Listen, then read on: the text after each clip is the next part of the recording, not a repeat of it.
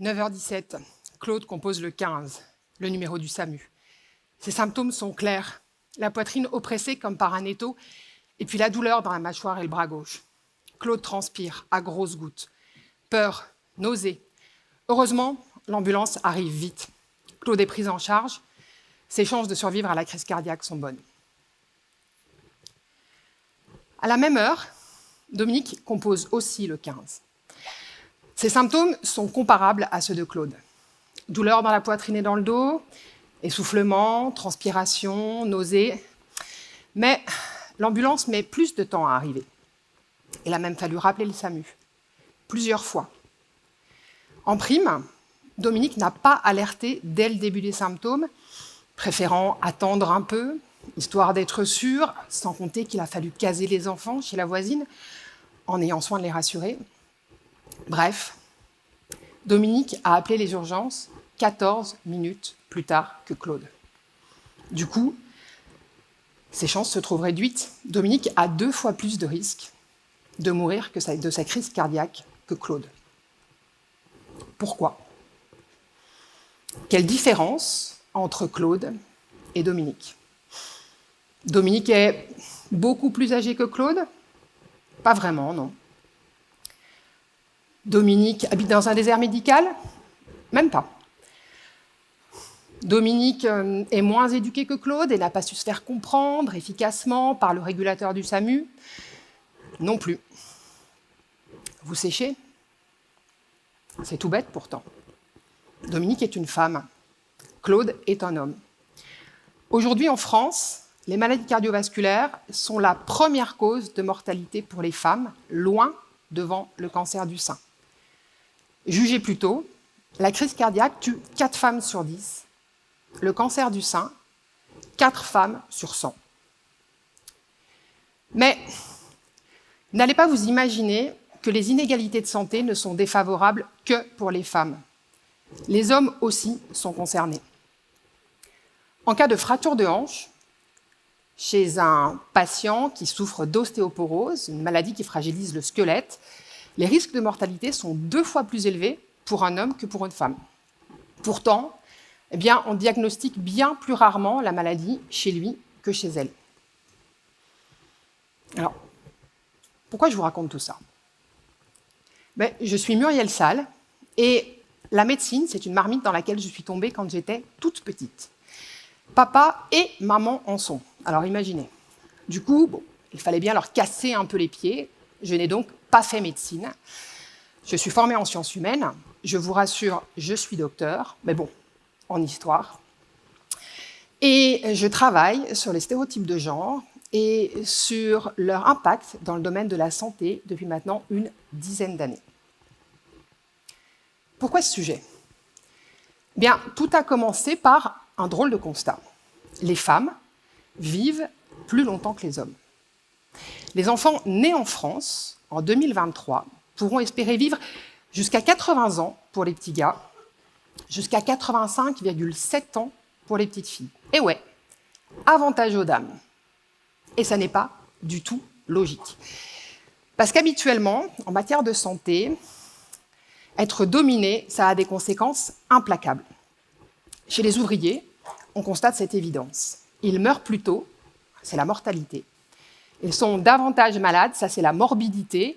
Ils ont plus d'incapacité physique et ils accèdent plus difficilement à des soins. Or, les femmes sont dominées. Elles sont plus pauvres que les hommes en France et partout dans le monde. Elles sont 2 fois plus touchées par le sous-emploi. Elles sont toujours les plus exposées aux violences intrafamiliales. Mais elles vivent plus longtemps que les hommes. C'est incompréhensible et c'est de là qu'est née ma curiosité. Alors, une partie de cette drôle de situation tient à l'existence de stéréotypes. Vous savez, les stéréotypes, ce sont ces petites cases que nous avons toutes et tous en tête. Nous y rangeons les choses et les gens en y associant des idées simples, en tout cas plus simples que ne l'est la réalité. Et c'est bien utile. Les stéréotypes, ça permet de classer les informations pour savoir comment réagir dans certaines situations. Imaginez, Une plage de sable fin. Vous barbotez dans une eau tiède et turquoise, quand soudain, tadam, tadam, tadam, tadam, tadam, vous pensez requin et rejoignez la plage, dardard. Pourtant, le dauphin aussi a un aileron. Vous auriez pu nager avec Flipper, mais vous êtes sorti. La faute au stéréotype. Un principe de précaution utile, me direz-vous. Eh bien, pas toujours. Voilà pourquoi il faut parfois savoir s'arrêter pour examiner certains de nos stéréotypes et leurs impacts. Ces idées préconçues nous empêchent d'exister pleinement. Elles nous freinent dans nos ambitions de carrière et dans nos choix de loisirs. Mais il y a pire. Dans certaines circonstances, les stéréotypes sont mauvais pour notre santé. La preuve, en cas de crise cardiaque, les femmes sont prises en charge plus tardivement que les hommes, et quand des personnes âgées se cassent quelque chose, on pense que madame souffre d'ostéoporose, alors que monsieur est considéré comme casse-cou de 7 à 77 ans.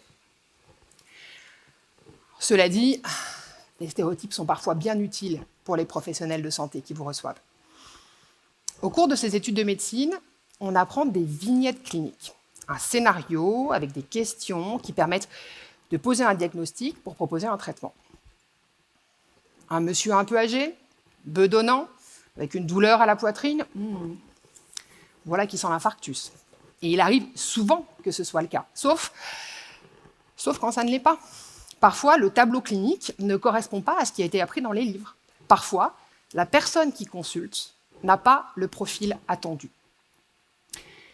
Quand Camille se présente au cabinet en se plaignant d'être irritable et en confessant avoir parfois besoin d'un verre, ou 2 ou 3 pour se détendre le soir avant de rentrer à la maison, comment penser qu'il puisse être dépressif? On s'attend à rencontrer une Raphaël, décrivant, elle, un profond sentiment de tristesse. Camille n'est pas taillée pour le rôle. Raphaël entre parfaitement dans le cadre. Les malades ne jouent pas toujours la partition comme elle a été écrite. Ils l'interprètent, parfois différemment, parce qu'ils sont hommes ou femmes, riches ou pauvres, d'ici ou d'ailleurs. Quand un homme arrive aux urgences avec une crise cardiaque, on parle de présentation hollywoodienne. Et pas pour dire qu'il fait du cinéma, mais parce que le malade présente les symptômes tels que décrits dans le scénario, la fameuse vignette clinique. Les femmes présentent le même type de symptômes, mais elles dressent de la situation un tableau plus complexe, au point que, selon certains urgentistes, elles noient le symptôme principal. Soucieuses de donner au médecin le maximum d'informations, elles finissent par lui embrouiller les idées. Ajoutez à ça qu'on touche ici à une question délicate, celle des différences entre les hommes et les femmes. Femmes et hommes n'ont pas les mêmes maladies, ne meurent pas aux mêmes âges, ni pour les mêmes raisons. Forcément, la meilleure façon d'éviter le cancer de la prostate, c'est encore de ne pas en avoir. Comme c'est quand même une maladie qui touche un homme sur 7, c'est toujours 7 prix. Bon. Plus sérieusement, des différences anatomiques et physiologiques existent entre les femmes et les hommes. Certains organes sont présents chez les unes, absents chez les autres, et vice-versa. Et puis, il y a des fonctionnements physiologiques spécifiques pour les femmes et pour les hommes. Bon. Autrefois, on disait que les femmes différaient des hommes de la racine des cheveux jusqu'à la pointe des pieds. On sait aujourd'hui que ça n'est pas tout à fait vrai. Lors d'une greffe d'organes, il peut y avoir un donneur pour une receveuse, et vice-versa. De ce point de vue, le rein, qui est l'organe le plus greffé, n'a pas de sexe. Dans le même ordre d'idées, il y a des maladies qui affectent les femmes et les hommes. Rhume hivernal, grosse grippe, hypertension artérielle ou cancer du poumon, ces maladies-là se retrouvent chez tout le monde. Mais elles n'affectent pas les femmes comme les hommes. En matière de santé, il y a des différences entre les femmes et les hommes, mais tout n'est pas différent. Les inégalités qui existent entre elles et eux ne tiennent pas seulement à des déterminants physiques, mais à une pluralité de facteurs qui se télescopent, s'articulent, s'annulent, ou quelquefois se décuplent. Bref, les choses sont complexes. Pourtant, la référence dans les discours de santé, c'est encore souvent le corps masculin. On parle d'androcentrisme. Et par rapport à ce corps masculin, le corps féminin, il est perçu sous l'angle du manque. Aux femmes, il manque toujours quelque chose. Un pénis, des neurones, de la testostérone. La femelle de l'homme est une exception à la règle, et de celle qu'on retient difficilement, voire qu'on ignore complètement. Alors, on dit qu'elle présente des symptômes atypiques, qui ne sont pas conformes à ce qui a été pris dans les livres, la fameuse vignette clinique. D'autres fois, on parle de symptômes non spécifiques. Comprenez, des symptômes qui peuvent vouloir dire beaucoup de choses. Brûlure d'estomac, nausées, vertiges, grosse fatigue. Voilà une petite indigestion. Ou une gastro-entérite. Les premiers symptômes d'une grossesse ou ceux de la ménopause. Bon. Sinon, vous êtes peut-être en train de faire une crise cardiaque. Et là, soit je vous ai perdu, soit vous êtes définitivement devenu hypocondriaque. Et vous n'auriez pas tort. Vous n'auriez pas tort, particulièrement vous, mesdames. Parce qu'en matière de santé, il y a une autre idée qui colle à la peau des femmes. Elles seraient d'éternelles malades. Une idée datée, pas si sûre. Vous savez combien de temps il faut pour diagnostiquer une endométriose? 7 ans. La maladie a été décrite de manière très complète en 1860. Mais elle est entrée dans le programme des études de médecine en 2020. Et pourquoi? Parce qu'on pense encore souvent que c'est normal d'avoir mal quand on a ses règles. Alors, les patients tardent à consulter et les professionnels de santé qui les reçoivent ont tendance à ne pas prendre leur plainte au sérieux. Autrefois, on pensait le corps des femmes comme fragile et dysfonctionnel. On parlait du sexe faible. Cette idée-là, elle a des conséquences pour les femmes d'aujourd'hui.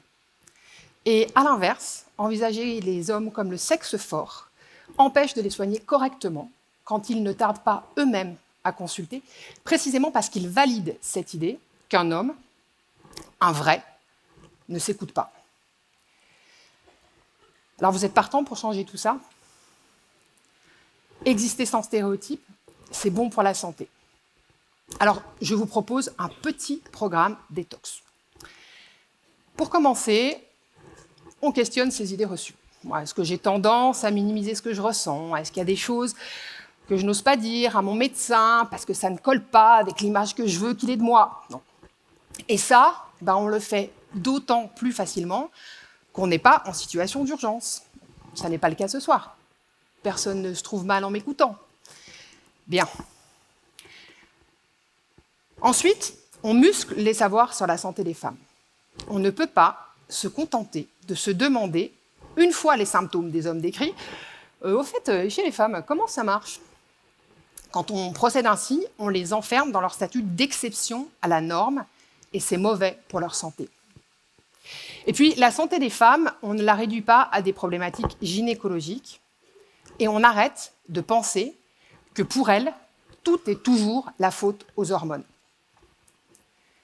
L'enjeu est de taille. Être une femme, aujourd'hui en France, c'est avoir 2 fois plus de risques de mourir qu'un homme en cas de crise cardiaque. Être un homme, c'est avoir 2 fois plus de risques qu'une femme de mourir en cas de fracture de hanche si on souffre d'ostéoporose. Sérieusement. Et dans les 2 cas, ce qui vous tue, c'est moins votre crise cardiaque ou votre ostéoporose que des stéréotypes qui empêchent de vous soigner au mieux, au plus près de vos besoins et de ce que vous êtes. Alors, débarrassons-nous de tout le prêt-à-penser qui empêche de prendre soin correctement des personnes. En tant que patiente, en tant que patient, devenons acteurs et actrices de notre santé. Faisons-nous confiance, osons nous affirmer. Et tant pis si ce que nous disons n'entre pas dans les cases. Nos existences valent tellement, tellement plus que tous ces stéréotypes.